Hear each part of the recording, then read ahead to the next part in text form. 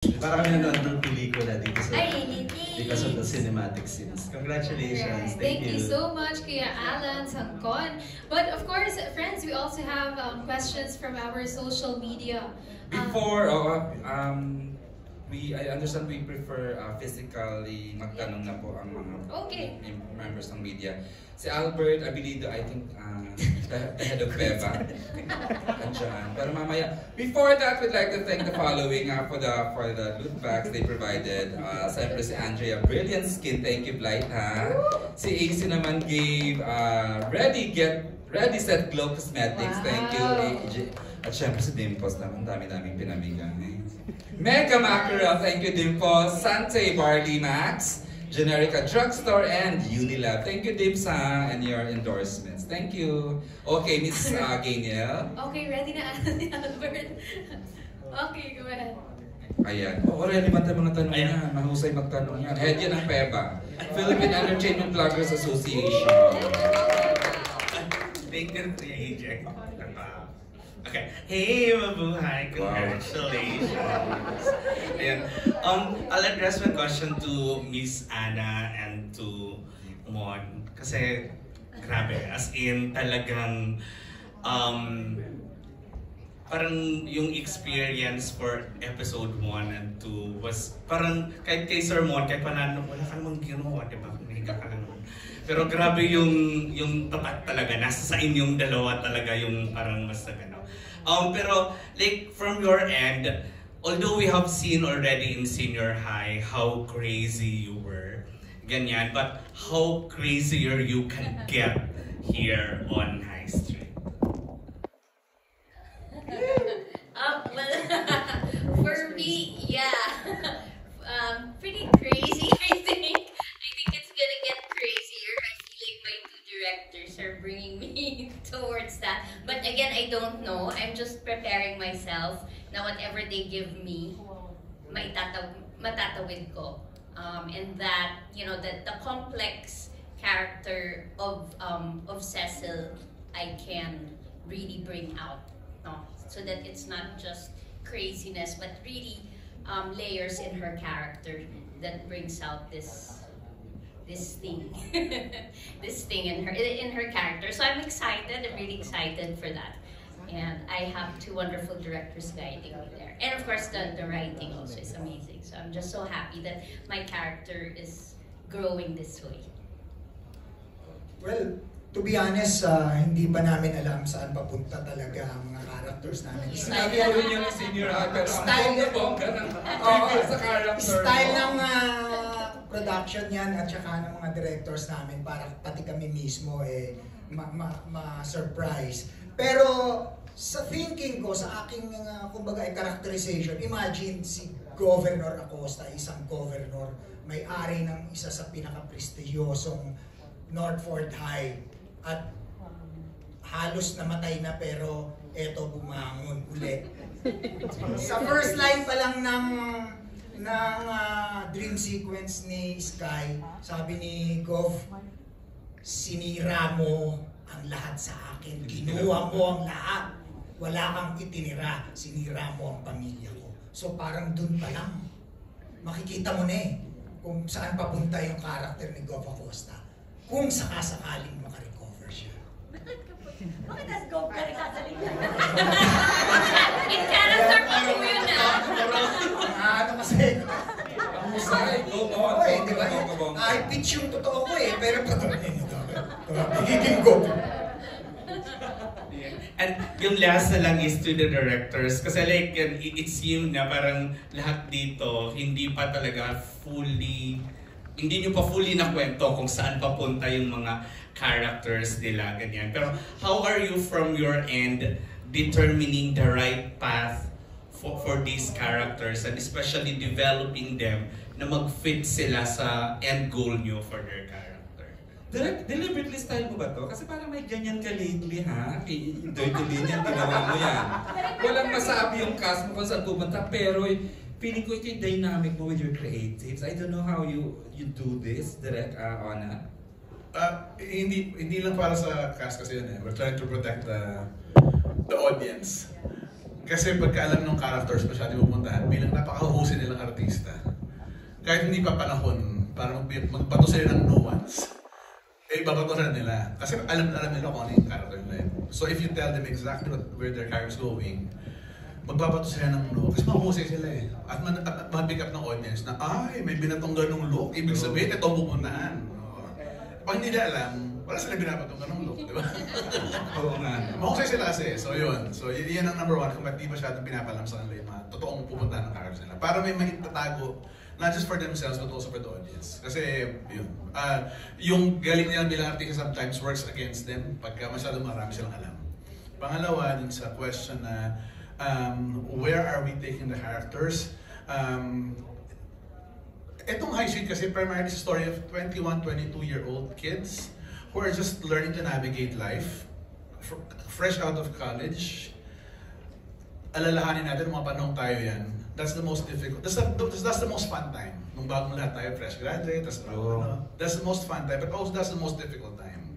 Diba? Add to that all these characters are coming from a heavy PTSD. Naka-post-traumatic diba, syndrome to mga dahil sa trauma ni Gov. Diba? So, they've all been formed. Yung formation nila was actually happened during a very dark time in their life. When they were, sabi nga dun sa isa sa mga characters na editorial, they lived under a world ruled by the dark governor, and they lived 6 years of their life under that. So lahat ng characters nila were shaped under that darkness.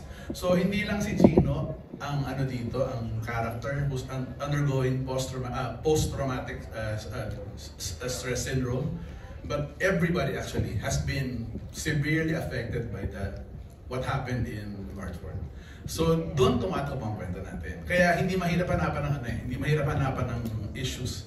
Kasi lahat sila may bit-bit na trauma. Di ba gano'n naman yan pag nanggaling ka sa isang malalim na malagim, you've been under a malagim na nakaraan.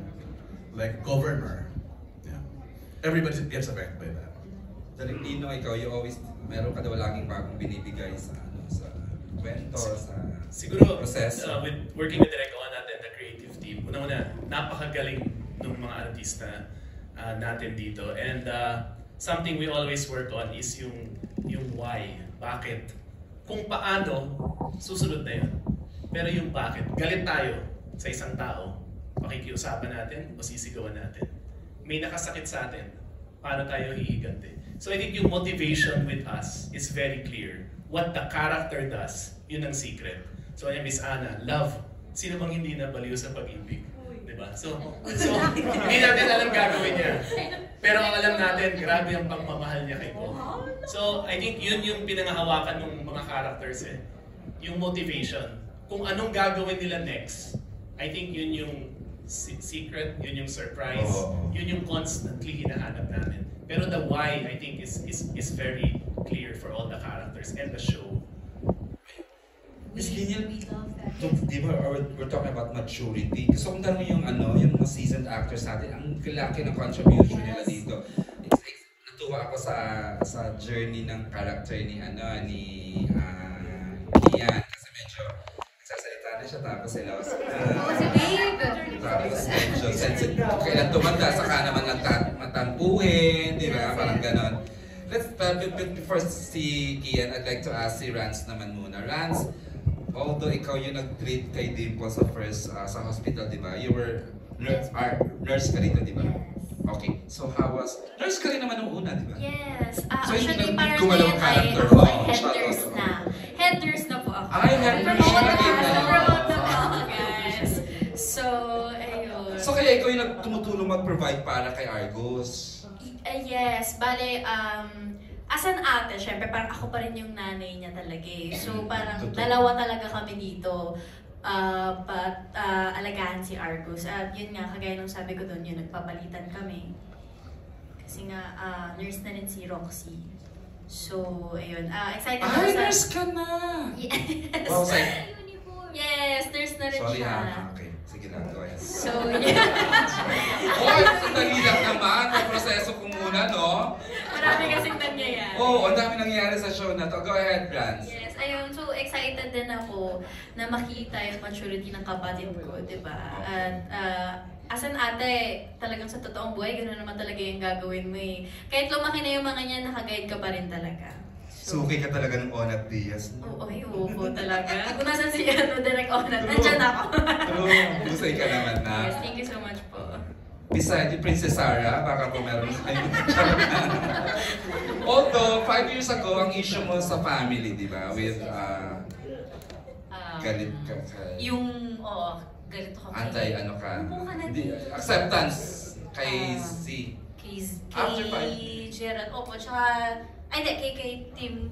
Pero meron din po kasi kaming kaguluhan ni Elmo last season. So, after po ng 5 years, parang nag-settle kami into this situation. Na hindi namin napanood kanina. Hindi pa. Alright. Diba po? Yes, the why nga po. Kaya bakit ako hindi umalis? Kasi nung season 1, malinaw na malinaw po sa akin yung plano na aalis ako. Dadalhin ko si Tim. Ano man ang mangyari. Ganun. But, hindi po ako umalis. After 5 years. Canada, no? Canada. Opo, for Canada. At ayun na nga po, wala na po si... Ay, muntik na ako.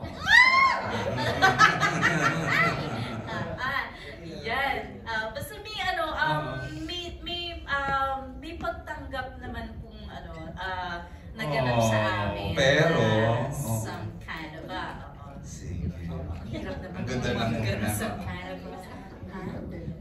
Si Elmo ba still the same accepting dad after 5 years? Or baka ikaw naman the other way around na? Hindi, ganun pa rin siya. Dahil konsididor na tatay ako. Hindi, pero kasi accepted ko naman yung anak ko. Kahit sa eksena namin ito ni Angeline, natutuwa ako kasi yung parang yung natin, tirahan. Parang... So masusunod si Tim? Yung parang... Paano ba yun? Subtle yung yung parang binabasag ko yung niya. Yung gano'n. Parang binabara-bara ko siya. Oo, gano'n. Kasi imbis na mauwi kami sa awayan, binabara-bara ko na lang. Kaya I'm looking forward nga sa mga ganung mga eksena namin kasi mas nakakatuwa siya at saka parang... Kinakapitan yun na yung mga gano'n na... Gagang lang naman ang mga eksena. Totoo. Parang yun na yung love language namin. Yung sungitan, di ba? Oo, tama. Iba din na ang binibigay mo. At ang matampuhin, thank you Elmo, ang matampuhin si